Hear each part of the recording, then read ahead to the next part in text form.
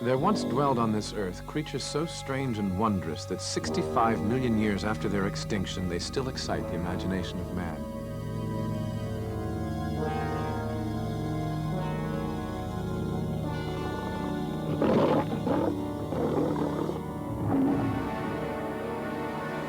They were fierce and carnivorous monsters, and at the same time, they were gentle giants. They came, surprisingly, in all shapes and sizes, and lived in a world not unlike our own, among birds and frogs, crocodiles and insects.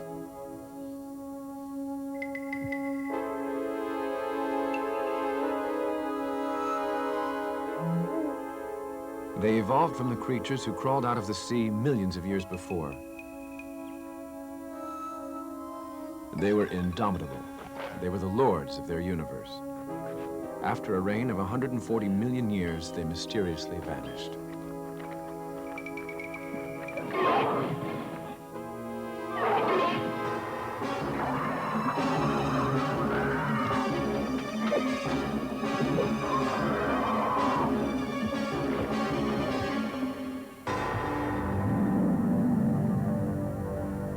They left behind them a record locked in the earth, fossilized secrets that only hint at the majesty of their reign.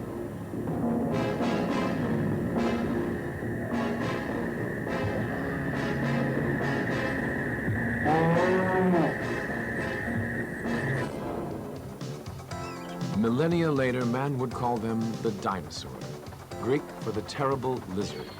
Terrible because we initially perceived them as giant monsters. But as we learned more about them, our attitudes changed. Fear became wonder. Curiosity became concern.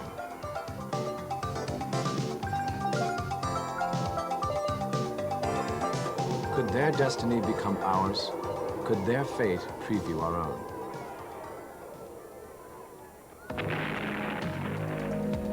When we first began to learn about dinosaurs only 150 years ago, we didn't realize how successful a creature they were. But with each new bone came new knowledge, and as we learned about their life, we came to learn about their death. From the beginning, they intrigued us. Who were they? How did they live? Why did they die?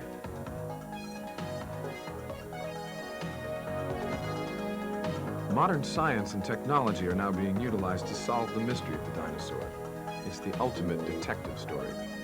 As scientists unearth more clues about their fate, they may also find an answer to the question, if dinosaurs can perish, what about man? Dinosaur.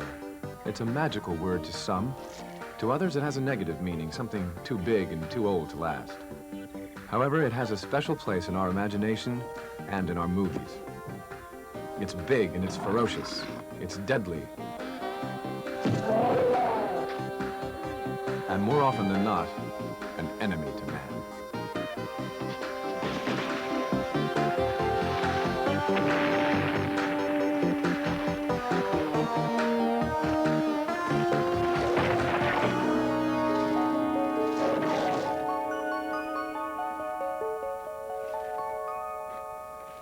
What do you call this thing?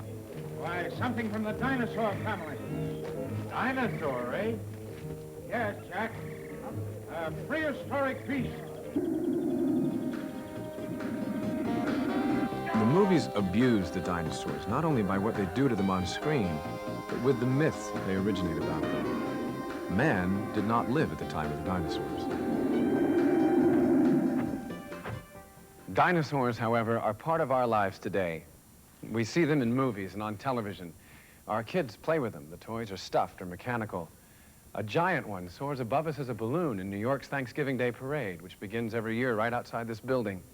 And every year, almost 1 million people come into the building, the American Museum of Natural History, to look up and to wonder at this and other magnificent animals. I can remember the first time I saw this giant collection of bones. I came here with my family when I was about 5, and I can remember bringing them to life in my imagination. Join us now for this first time ever look at a world authentically recreated especially for this program. The world of the dinosaur.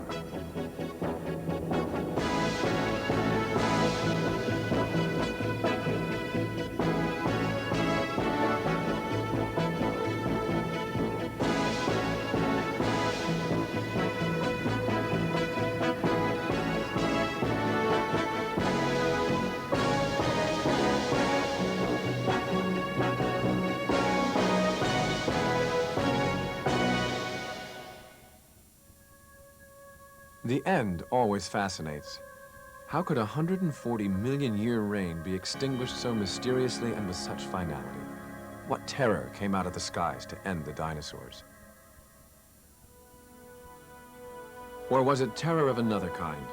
Whatever it was, it stripped the Earth clean of 75% of all plant and animal life, and all the dinosaurs. Among them, the hadrosaur, a gentle giant over 30 feet long and weighing 3 tons. Called a duck-billed dinosaur because of the shape of its mouth, these giants were vegetarians. They lived on the edge of forests. It is speculated that, unlike modern reptiles, they lived in herds to protect themselves from predators.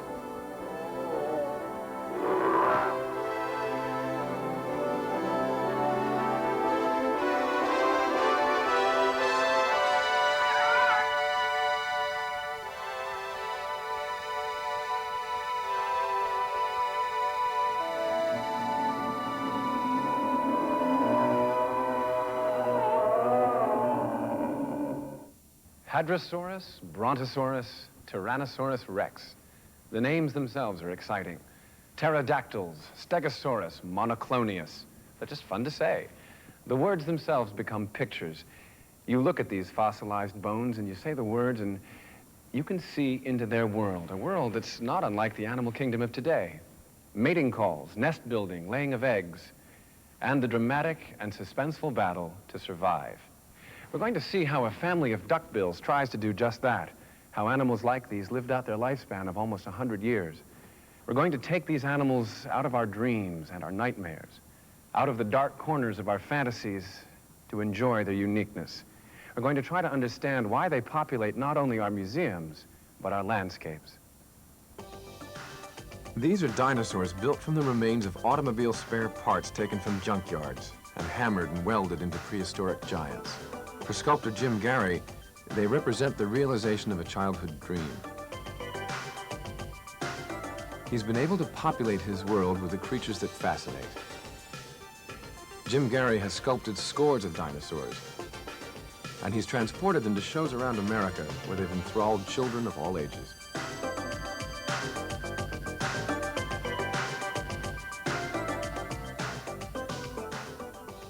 I've always liked dinosaurs, and I always wanted one for a pet, so now I have my own. So I had to create my own because nobody else could find one for me.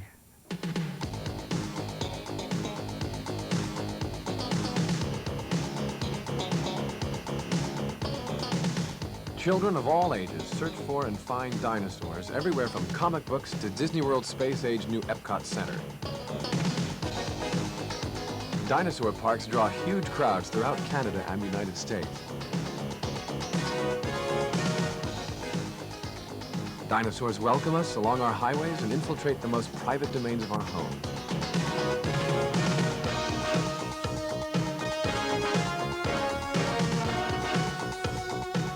And they find their way not only onto our plates, but into our winter carnivals and our summer festivals.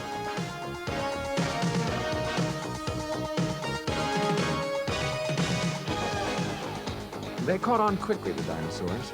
In 1922, Sherlock Holmes' author promoted a hoax. Today, the national magazines recognize their popularity. Toys, t-shirts, pajamas, all bear the signature of this unique giant.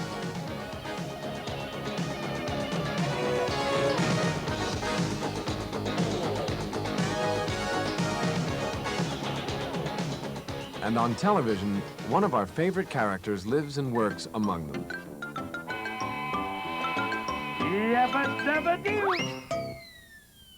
Well, like most children, I was fascinated from dinosaurs right from the beginning, as long as I can remember, of course, age 6 or before. because dinosaurs were exotic animals, and unlike the monsters you see in the monster movies, they were real. My favorite dinosaur is, I think it's the Tyrannosaurus. Absolutely the Brontosaurus. Probably Triceratops, because I don't like meat eaters. Brontosaurus, because he's a sweet guy. Is it Tyrannosaurus Rex? Is that the one that flies? Dinosaurs are really cute, but I wouldn't want to marry one, unless he were rich. I think Fred Flintstone has it made. He has a live dinosaur for a pet. Ah, look at Dino over there. Look how he's lying there missing me. Hey, Dino. Psst, psst, Dino. Here, Dino, come to Daddy. Come to Daddy and show him how much you miss him. That's a good Dino. You miss your dad, don't you? Ouch! How do you like that? And he's supposed to be man's best friend. Man's best friend, and woman's. Akita!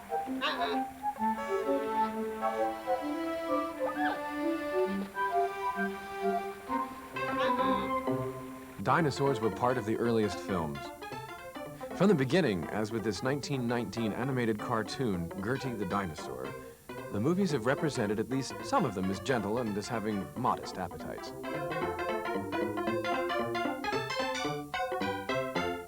The 1922 film, The Lost World, paralleled the discovery of a nest full of dinosaur eggs in the Gobi Desert in Asia.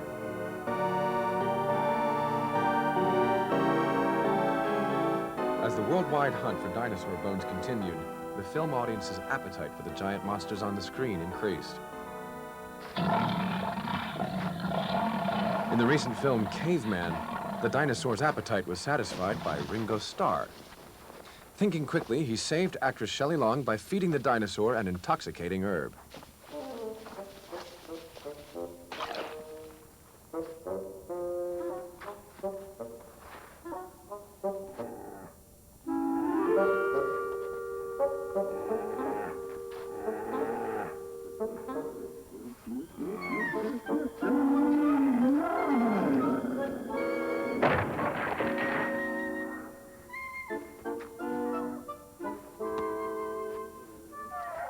Fortunately, an inquisitive world's knowledge of dinosaurs did not depend on the movies. Scientists like Jack Horner transformed their childhood enthusiasm for dinosaurs into an adult discipline. Horner of Montana State University has only recently uncovered a major find of hadrosaur bones. He has made the duckbill dinosaur a household word to scientists. The reason that we know more about duckbill dinosaurs is that we have found a small area where we have concentrations of nests, nests containing eggs, some containing babies, juveniles, and an area right nearby that is so far has yielded 40 or 50 dinosaurs, but we have the remains of 10,000 individuals from a herd. So in this one area, we're able to see the life history of a duck-billed dinosaur from the time it hatched until it was at least half grown with an adult. Horner's finds, which illustrate that some dinosaurs lived in herds and cared for their young, tell us that some dinosaurs had traits more common to warm-blooded mammals than cold-blooded reptiles. Horner's Dig is near Montana's Glacier National Park. It is known as Egg Mountain.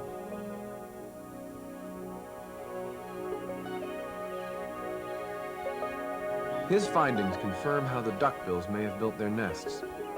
Based on the evidence that these dinosaurs herded, some scientists assumed that the nest building was a collaborative effort within the herd.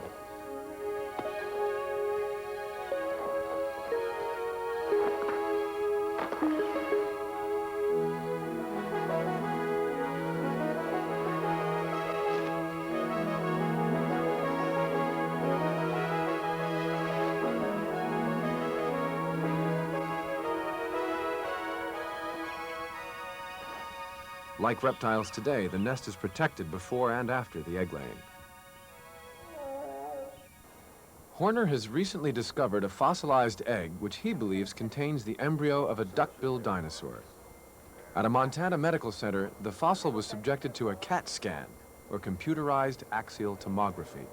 A CAT scan is normally used to take a three-dimensional computerized color picture of the brain. Here, it will photograph the insides of an 80-million-year-old egg. The CAT scan was able to establish that an embryo is inside the fossilized egg. The embryo is identified and marked. It's a remarkable find.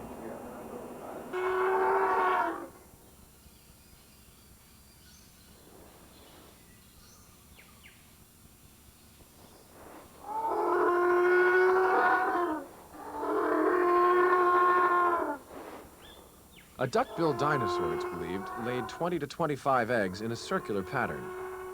Scientists don't know how long it took for the eggs to hatch, but they do know that the eggs were about 8 inches long, about the size of a grapefruit, surprisingly small for what would eventually become a 3-ton duckbill. Life for the duckbills was hazardous from the start.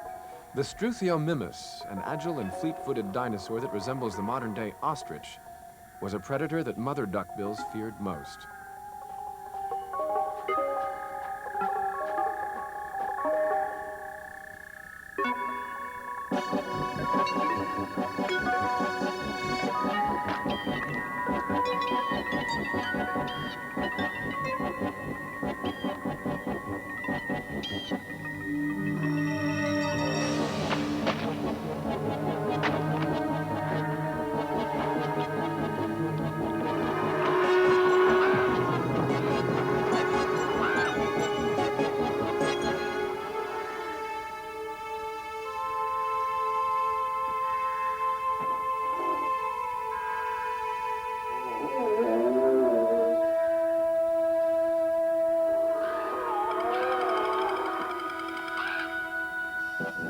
The Struthiomimus, with little in the way of a defensive arsenal, no horns, no giant tail, no sharp talons, was a natural victim for other, more aggressive dinosaurs.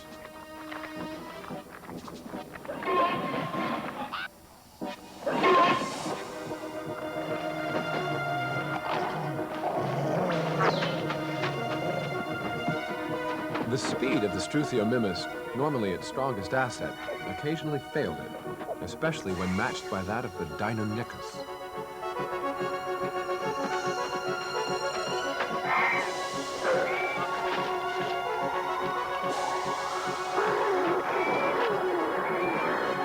The Deinonychus, Greek for terrible claws, were fierce creatures that weighed less than 200 pounds.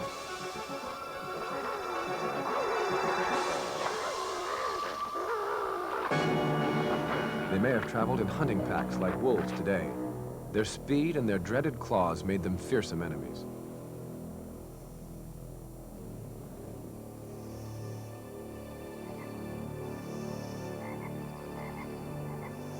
For the duckbill, survival was possible by the number of eggs originally laid. Life, the species, could continue.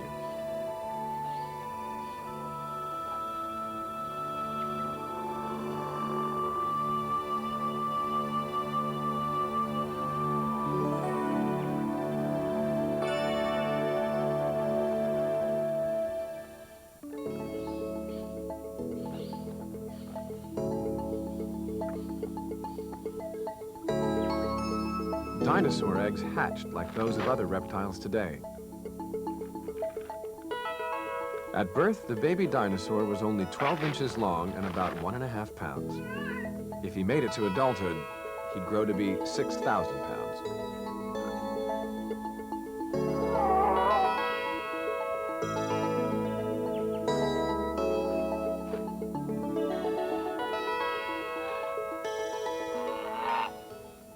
How do we know what we know about dinosaurs?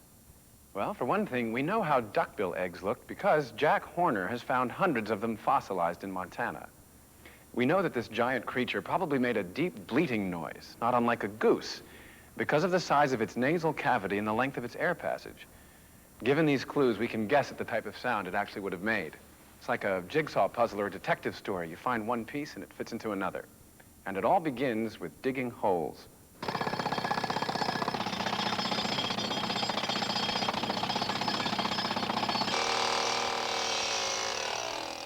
First, somebody finds a fossilized bone, more often than not a tourist or an amateur. And that signals a scientific bone rush expedition, because where there's one bone, there may be others. What survives usually is not actually bone. Most bones turn into dust. Fortunately, some fossilize, becoming hardened mineral deposits. Once extracted, often still encased in rock, the fossils are then put in a plaster of Paris cast to be moved to a museum or a lab for further cleaning and study.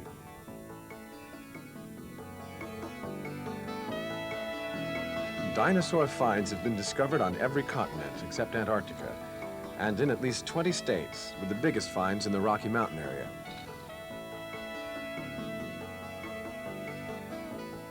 Paleontologists don't always agree on how to put the fragments of bones together. It's as if one were to go into an auto junkyard to try to assemble a car out of all the scrap. You could wind up with an Edsel bumper on a Cadillac body with wheels by Chrysler. Paleontologist Phil Tippett. If you can imagine that sometime in the future, cars have been replaced by some other mode of transportation, and a scientist came across this car graveyard. He found a lot of partial cars and a lot of spare parts. But only certain fenders will fit on certain cars and certain wheels on other cars. And so eventually he can get a best guess interpretation of what a particular model of car looked like. In a similar manner, a paleontologist who finds a dinosaur bone bed, which consists of a lot of skeletons that are mixed up, some are partially complete, some are actually completely dismembered. He takes the spare parts, and by best guess, he tries to figure out what animals they belong to. Eventually, he reconstructs the animal.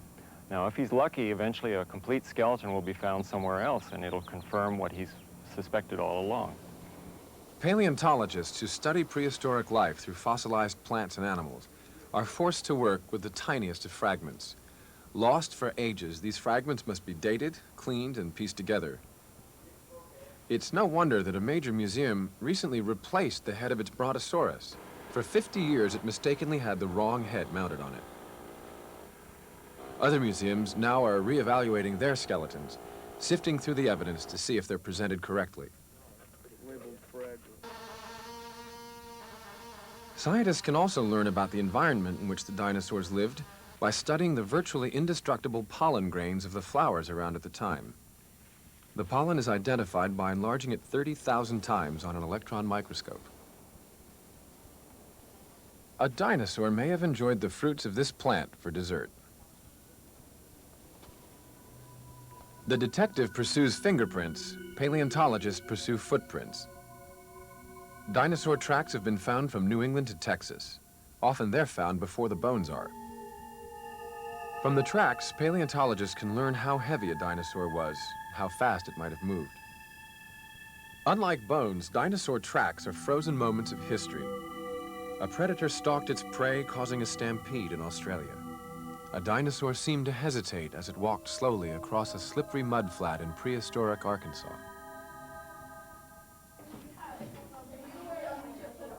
The teaching about dinosaurs in schools today is no longer limited to just book reading and museum trips.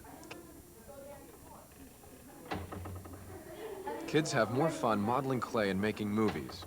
And youngsters, like the scientists, have learned how to challenge current hypotheses. Charlie Brown's sister Sally, for instance, has her own theory about extinction. My report today is on dinosaurs. The largest dinosaur that ever lived was the bronchitis. It soon became extinct. It coughed a lot. School children today are being purged of some myths about dinosaurs. For example, because of museum displays and movies, they've always believed dinosaurs dragged their tails. Yet tail tracks have rarely been found alongside foot tracks. But today we know dinosaurs didn't drag their tails. Some used them for balance, others for weapons. Paleontologist Bob Bacher tells about some other myths. The traditional view of dinosaurs has three fundamental tenets. Dinosaurs were dim-witted, dinosaurs were slow-moving, and dinosaurs were swamp-bound. Now, you go to a museum or look up pictures of Brontosaurus in a popular book, and you see this great animal up to its armpits in a swamp. Nearly everywhere, Brontosaurus is portrayed as being limited to this hot, humid, murky environment. That's total, complete bunk. Brontosaurus liked dry environments, upland environments, not swamps. They favored the dry conifer forest, and their preferred food wasn't some sort of watercress, but conifer needles. We also used to think that the Brontosaurus was the largest dinosaur in existence. In 1979, Dr. Jim Jensen of Brigham Young University discovered a gigantic pelvic bone which challenges that contention. Jensen has done some best guess arithmetic in designing, and he believes that when he finds the rest of this massive giant and assembles it, he will have what is being called the Ultrasaurus. If the Brontosaurus weighed 33 tons and was 70 feet long, then the Ultrasaurus may have weighed 150 tons and been over 100 feet long, 5 times bigger, a gigantic creature. If you were to take an elevator to the top, you would travel 6 stories up. If Jensen's calculations turn out to be correct, then the Ultrasaurus would probably have had to eat almost 5 tons of forage a day. The question remains, was his mouth large enough to take in that much food in a 24-hour period? If the Ultrasaurus is the largest known dinosaur, then the most recently discovered dinosaur in Holbrook, Arizona is among the smallest. Unearthed by paleontologist Rob Long and his team of University of California scientists, the bones indicate this dinosaur is no bigger than a German shepherd. Some dinosaurs are believed to have been as small as chickens. Long believes this to be a plateosaur. It could be the oldest complete skeleton of a dinosaur this small.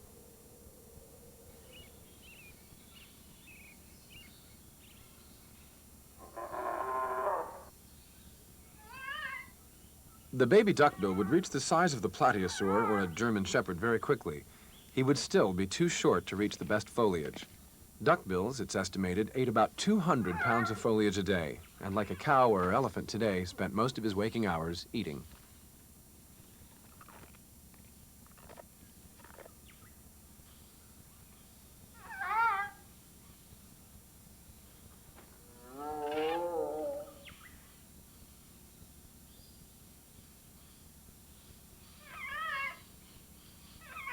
Eating techniques have to be learned, and the duckbills seem to have spent time with their young teaching them. But like all of nature's creatures, the child must one day go exploring by himself.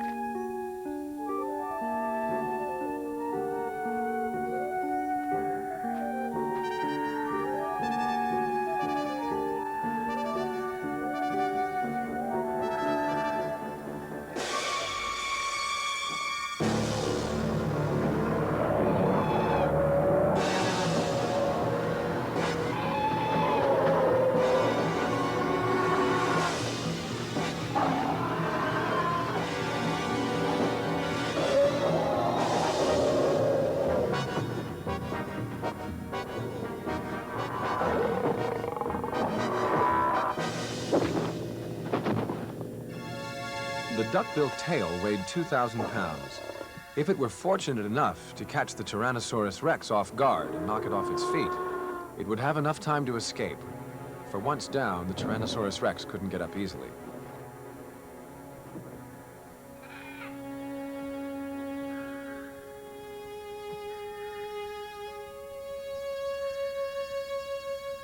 But if the Tyrannosaurus Rex was denied today, he would almost certainly prevail another day.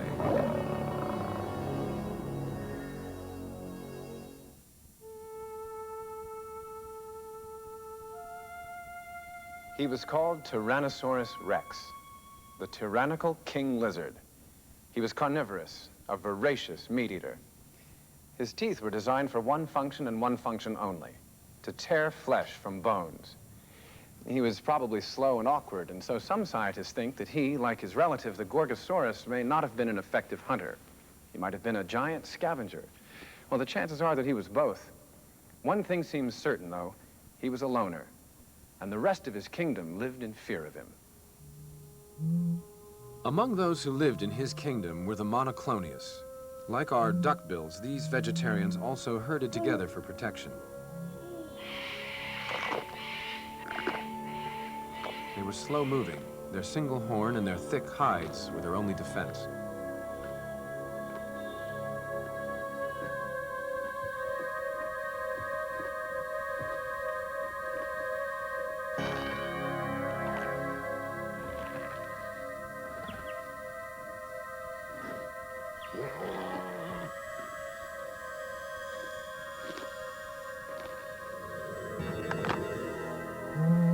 Terror is signaled by the snap of a twig.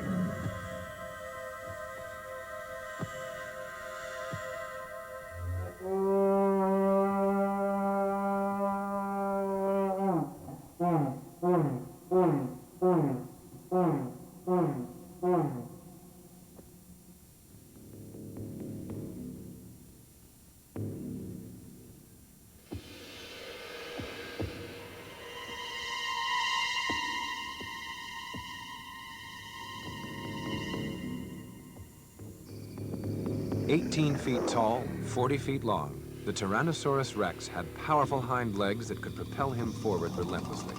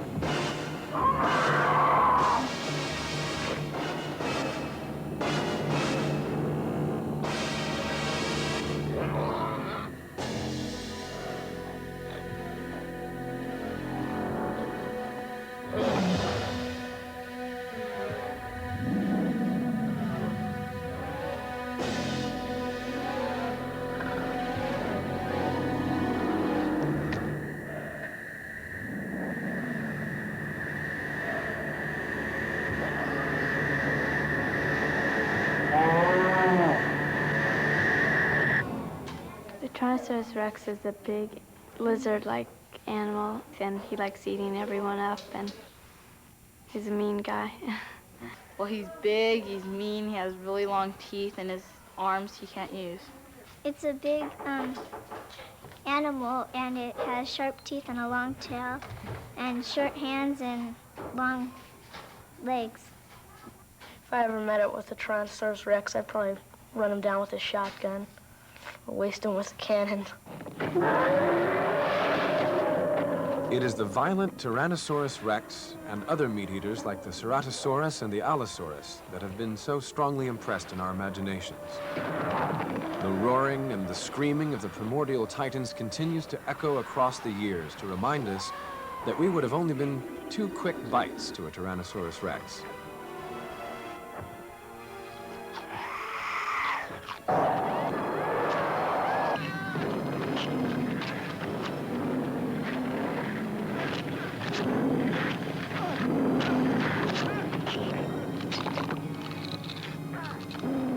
He seems to have no equal. He has been celebrated as invincible. But in the 1932 movie King Kong, Tyrannosaurus rex met his match.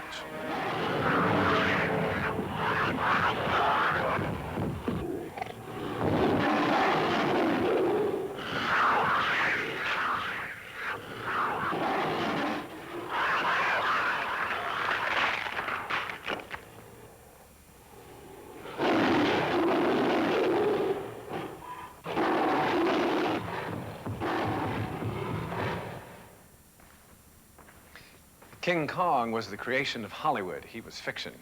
But then so much of what Hollywood filmed about the dinosaurs was also fiction. We already know the movie makers mistakenly put man among the dinosaurs. Man didn't even exist for another 60 million years.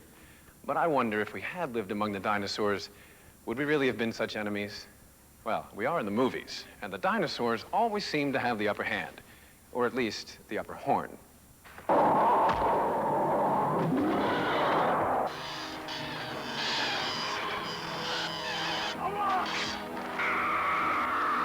They came out of caves, crossed mountains, and roared up out of the seas, these movie monsters.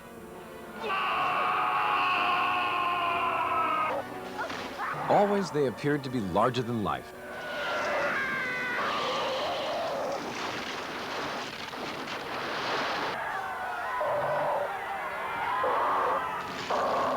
They're our favorite monsters. It almost seems that as an audience, we're rooting for them to win.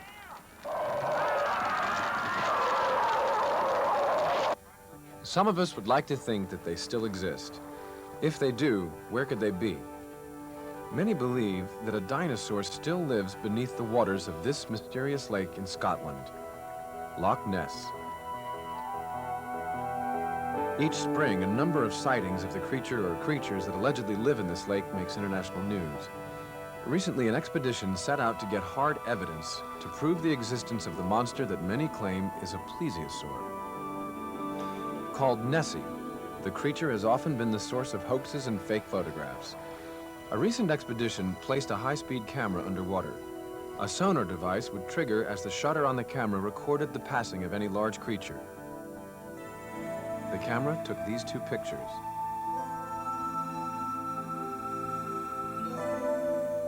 Is this the fin of a plesiosaur?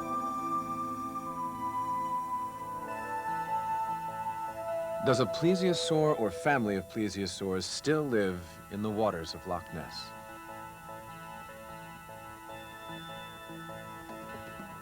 Another unexplained creature is said to inhabit Lake Telly in the African Congo. Located 450 miles inside the smothering jungle, Lake Telly is largely unexplored. The natives say they've seen an animal that resembles a brontosaurus. In 1906, African explorers scoffed at another incredible story, one that told of a giant ape man still undiscovered, a gorilla. In 1981, explorer Herman Regusters reported that the natives could identify pictures of an animal they called Mokili Mabembe. I believe there's an animal in the Congo Basin because I personally saw it, and that's my strongest argument. Not only did I see it, but there were 22 other people who simultaneously witnessed the animal. The best I can describe the animal to someone who wasn't there is that it had a long serpentine-like neck and a broad back that extended about 15 feet. Now, I estimated that the creature was probably on the order of 35 feet long. This is a photograph Herman Regusters claims is the surfacing head and neck of a living dinosaur. He also claims to have recorded the sound.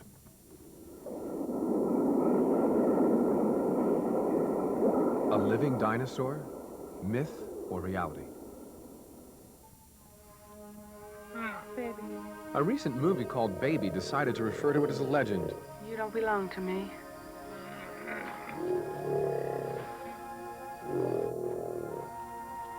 Just another legend?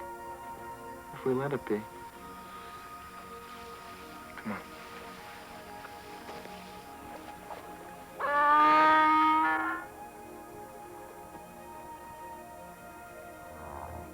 Paleontologists seem to like the idea of the possibilities. Like most scientists who work on dinosaurs, I'm probably a romantic and would love to believe in things like the Loch Ness Monster or the brontosaur in the Congo. But until some hard evidence comes forth, it's very difficult to believe in it. It is possible that there is a dinosaur in the Congo. It is doubtful, extremely doubtful, that a dinosaur could be present in Loch Ness. I'm personally rather skeptical, but I would encourage anyone who wants to try, because in this attempt to understand, they are going to learn something, and so are we. If there are dinosaurs living today, they would be survivors of the extinction that has mystified scientists. There are many theories about their extinction. One is that the dinosaur's destiny was written in the sky.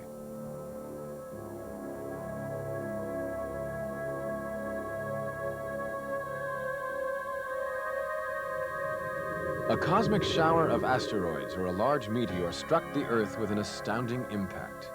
It created an impenetrable dust veil that blocked out the sun, killing off much of the plant life.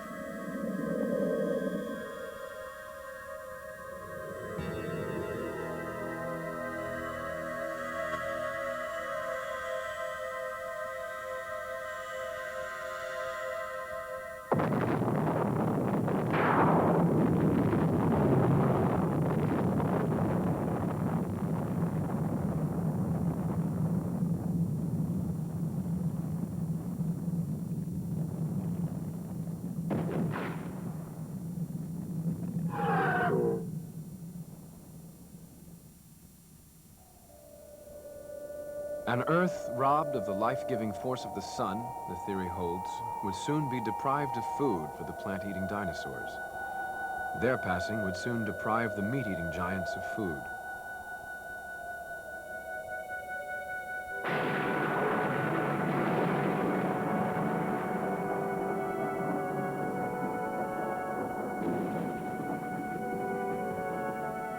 It was like a nuclear winter. The Earth suffered an untold loss of life. In a matter of months, the food chain would have broken down. The largest and the most dominant creatures on Earth perished. For the dinosaurs, it was the end of a 140-million-year reign on Earth.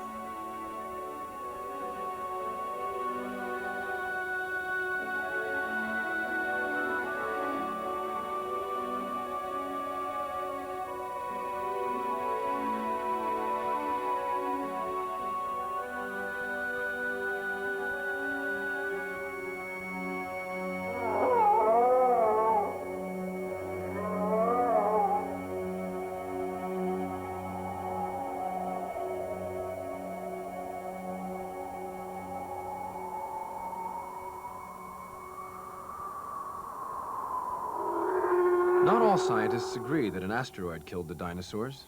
Paleontologist Bob Bacher. We've had a nice explanation for dinosaur extinctions, starting about 100 years ago. It's simply that the whole landscape of the Earth changed, that shallow seas drained off the continents, that the temperatures started getting colder in the winter deep inland, and that animals that used to be living on separate continents now could mingle, and as they mingled, these foreign species brought in foreign diseases. And that combination, a change in climate and a mingling of foreign diseases, always causes extinction today. You can see it happening on every continent. And the end of the Cretaceous would have been no different. We don't need a cosmic zap. We have a nice, well-studied, earthly mechanism to kill off the dinosaurs. I think some scientists, the majority of scientists, probably believe in gradual extinction of dinosaurs. But there's certainly a growing amount of evidence suggesting they may have become extinct rapidly as well. I don't care what killed the dinosaurs. For me, it's very important to study and learn why the dinosaurs were so successful. Not all life on Earth was extinguished with the dinosaurs. The smaller animals emerged to fill the evolutionary niche left vacant by the demise of the dinosaur. Among them were those that dwelled in the trees and beneath the ground, like the mammal.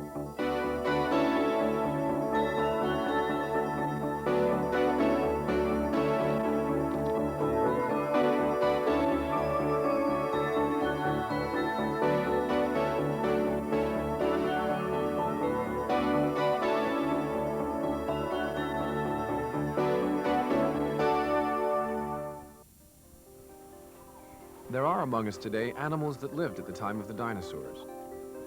The crocodile, as a family, survived the extinction. They live among us today as smaller versions of the 50-foot giants they were 65 million years ago.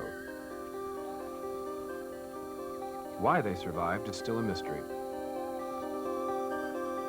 It is the present-day birds, like this flightless ostrich, that may indeed be direct descendants of the dinosaur. Some leading scientists believe that birds are dinosaurs. Fossilized imprints of feathers confirm the surprising contention that through evolution, some dinosaurs developed feathers and hollow bones. This eventually enabled them to fly to safety and survival.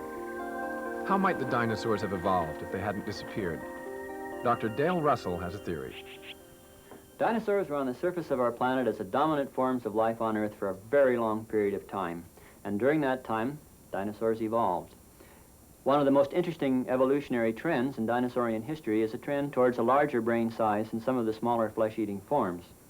Had the dinosaurs not become extinct, then it is certain that they would have continued to evolve. And in the 65 million years that separates the end of the dinosaurs from ourselves, it is quite legitimate to speculate that some of the largest brain dinosaurs may have looked something like this creature here. Dr. Russell's Dinosauroid has a hauntingly familiar look about him. His large brain, body, fingers, and his 2 legs mark him really as a dinosaur man. Dinosaur man. Well, I'm kind of glad I don't look like that. But I'm not so happy about the fact that they're gone. This is their legacy. This and the fantasy of the movies and television, toys, T-shirts. But really, the legacy goes beyond these things because dinosaurs teach us about evolution and about survival. And they challenge us to learn about their mysteries. We are, in fact, only on the threshold of knowing about these beasts. They're still locked in our imagination. They're not creatures for museums or fossil beds. They're made of more than rock and sand. They're eternal because they live in our imagination.